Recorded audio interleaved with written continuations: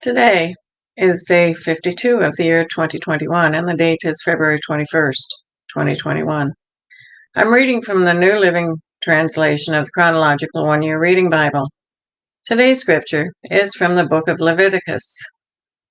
Leviticus chapter 14, starting at verse 33. Heading: Treatment of Contaminated Houses.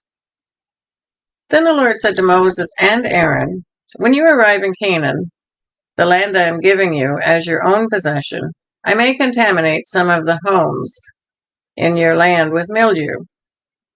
The owner of such a house must then go to the priest and say, 'It appears that my house has some kind of mildew.'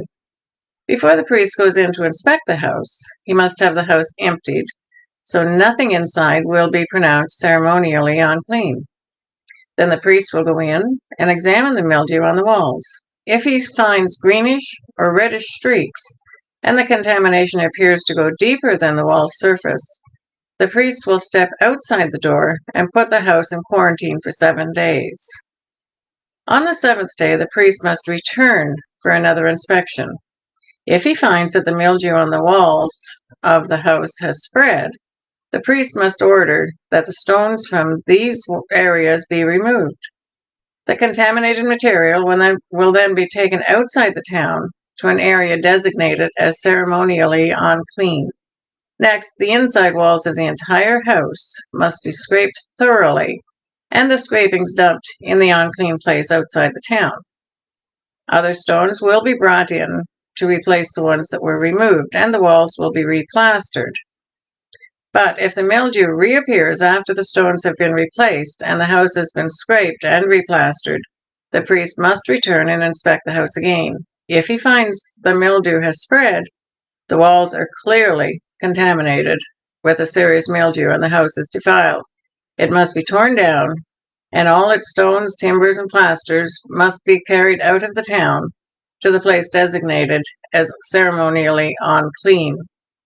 Those who enter the house during the period of quarantine will be ceremonially unclean until evening, and all who sleep or eat in the house must wash their clothing. But if the priest returns for his inspection and finds that the mildew has not reappeared in the house after the fresh plastering, he will pronounce the house clean because the mildew is clearly gone. To purify the house, the priest must take 2 birds, a stick of cedar, some scarlet yarn, and a hyssop branch. He will slaughter one of the birds over a clay pot filled with fresh water. He will take the cedar stick, the hyssop branch, the scarlet yarn, and the live bird, and dip them into the blood of the slaughtered bird and into the fresh water. Then he will sprinkle the house 7 times. When the priest has purified the house in exactly this way, he will release the live bird in the open field outside the town. Through this process, the priest will purify the house and it will be ceremonially clean. These are the instructions for dealing with serious skin diseases, including scabby sores and mildew, whether on clothing or in a house, and a swelling on the skin, a rash, or discolored skin. This procedure will determine whether a person or object is ceremonially clean or unclean. These are the instructions regarding skin diseases and mildew. Leviticus chapter 15, starting at verse 1. Heading: Bodily Discharges. The Lord said to Moses and Aaron, "Give the following instructions to the people of Israel. Any man who has a bodily discharge is ceremonially unclean. This defilement is caused by his discharge, whether the discharge continues or stops. In either case, the man is unclean. Any bed on which the man with a discharge lies and anything on which he sits will be ceremonially unclean. So if you touch the man's bed, you must wash your clothes and bathe yourself in water, and you will remain unclean until evening. If you sit where the man with a discharge has sat, you must wash your clothes and bathe yourself in water, and you will remain unclean until evening. If you touch the man with a discharge, you must wash your clothes and bathe yourself in water, and you will remain unclean until evening. If the man spits on you, you must wash your clothes and bathe yourself in water, and you will remain unclean until evening. Any saddle blanket on which the man rides will be ceremonially unclean. If you touch anything that was under the man, you will be unclean until evening. You must wash your clothes and bathe yourself in water, and you will remain unclean until evening. If the man touches you without first rinsing his hands, you must wash your clothes and bathe yourself in water, and you will remain.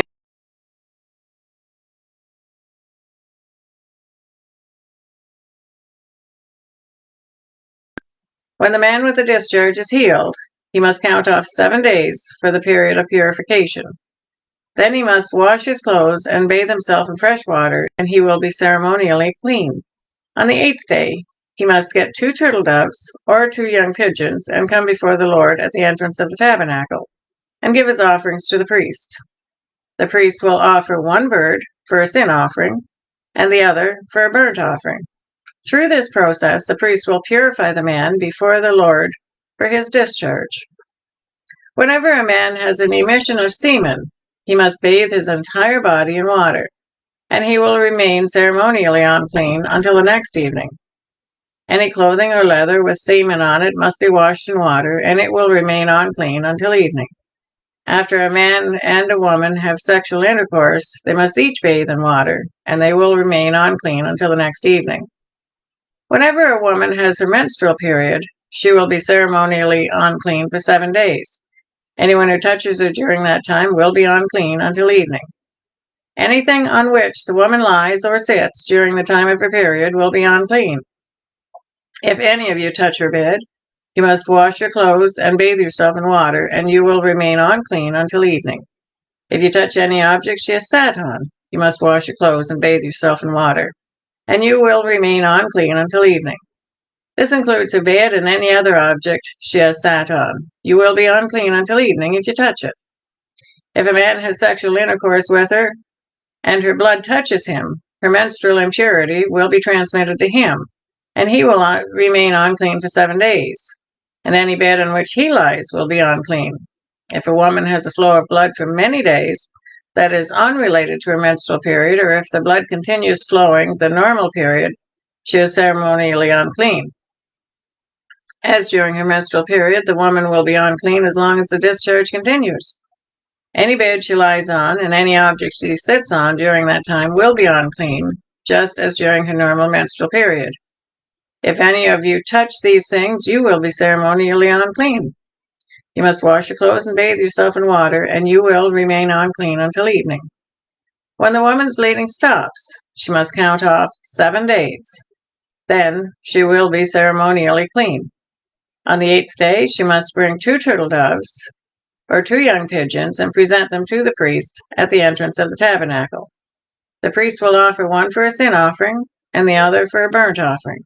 Through this process, the priest will purify her before the Lord for the ceremonial impurity caused by her bleeding. This is how you will guard the people of Israel from ceremonial uncleanliness. Otherwise, they would die. For their impurity would defile my tabernacle that stands among them. These are the instructions for dealing with anyone who has a bodily discharge, a man who is unclean because of the emission of semen, or a woman during her menstrual period. It applies to any man or woman who has a bodily discharge, and to a man who has sexual intercourse with a woman who is ceremonially unclean. Leviticus chapter 16, starting at verse 1. Heading: The Day of Atonement. The Lord spoke to Moses after the death of Aaron's 2 sons, who died after they entered the Lord's presence and burned the wrong kind of fire before him. The Lord said to Moses, "Warn your brother Aaron not to enter the most holy place behind the inner curtain whenever he chooses. If he does, he will die. For the ark's cover, the place of atonement, is there, and I myself am present in the cloud above the atonement cover. When Aaron enters the sanctuary area, he must follow these instructions fully. He must bring a young bull for a sin offering and a ram for a burnt offering. He must put on his linen tunic and the linen undergarments worn next to his body. He must tie the linen sash around his waist and put the linen turban on his head. These are sacred garments, so he must bathe himself in water before he puts them on. Aaron must take from the community of Israel 2 male goats for a sin offering and a ram for a burnt offering. Aaron will present his own bull as a sin offering to purify himself and his family, making them right with the Lord. Then he must take the 2 male goats and present them to the Lord at the entrance of the tabernacle. He is to cast sacred lots to determine which goat will be reserved as an offering to the Lord and which will carry the sins of the people to the wilderness of Azazel. Aaron will then present as a sin offering the goat chosen by Lot for the Lord. The other goat, the scapegoat, chosen by Lot to be sent away, will be kept alive, standing before the Lord. When it is sent away to Azazel in the wilderness, the people will be purified and made right with the Lord. Aaron will present his own bull as a sin offering to purify himself and his family, making them right with the Lord.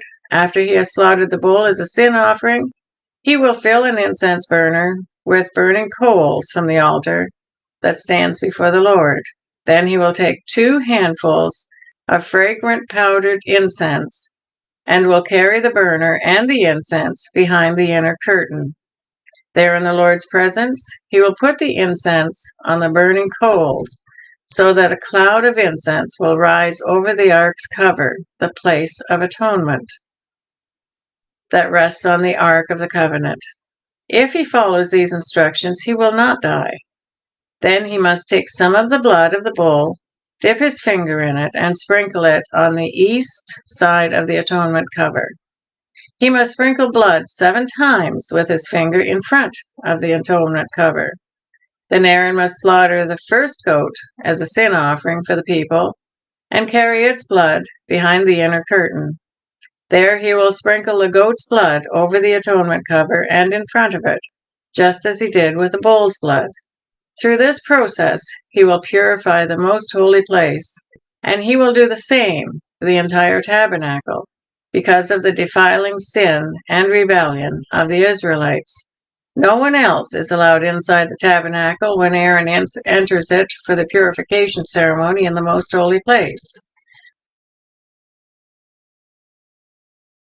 After purifying himself, his family, and all the congregation of Israel, making them right with the Lord, then Aaron will come out to purify the altar that stands before the Lord. He will do this by taking some of the blood from the bull and the goat and putting it on each of the horns of the altar. Then he must sprinkle the blood with his finger 7 times over the altar. In this way he will cleanse it from Israel's defilement and make it holy. When Aaron has finished purifying the most holy place and the tabernacle and the altar, he must present the live goat. He will lay both of his hands on the goat's head and confess over it all the wickedness, rebellion, and sins of the people of Israel. In this way, he will transfer the people's sins to the head of the goat.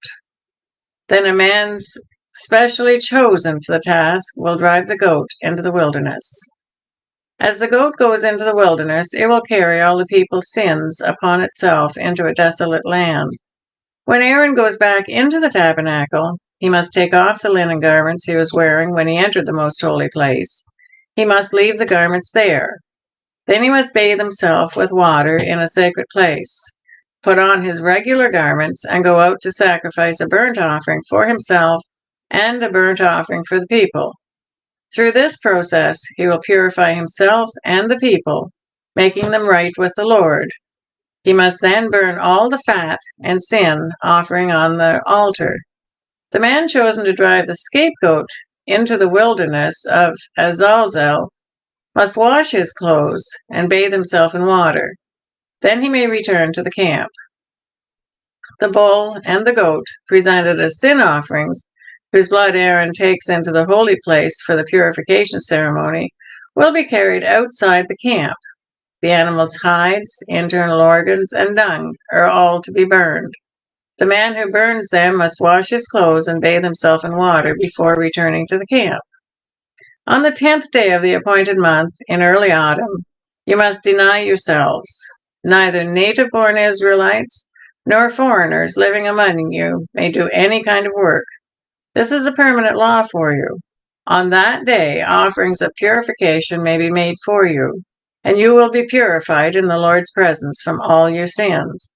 It will be a Sabbath day of complete rest for you, and you must deny yourselves. This is a permanent law for you. In future generations, the purification ceremony will be performed by the priest, who has been anointed and ordained to serve as high priest in place of his ancestor Aaron. He will put on the holy linen garments and purify the most holy place, the tabernacle, the altar, the priests, and the entire congregation. This is a permanent law for you to purify the people of Israel from their sins, making them right with the Lord once each year. Moses followed all these instructions exactly as the Lord had commanded him. That is a reading for day 52. God bless each and every one of you, and may God be with you until we meet again.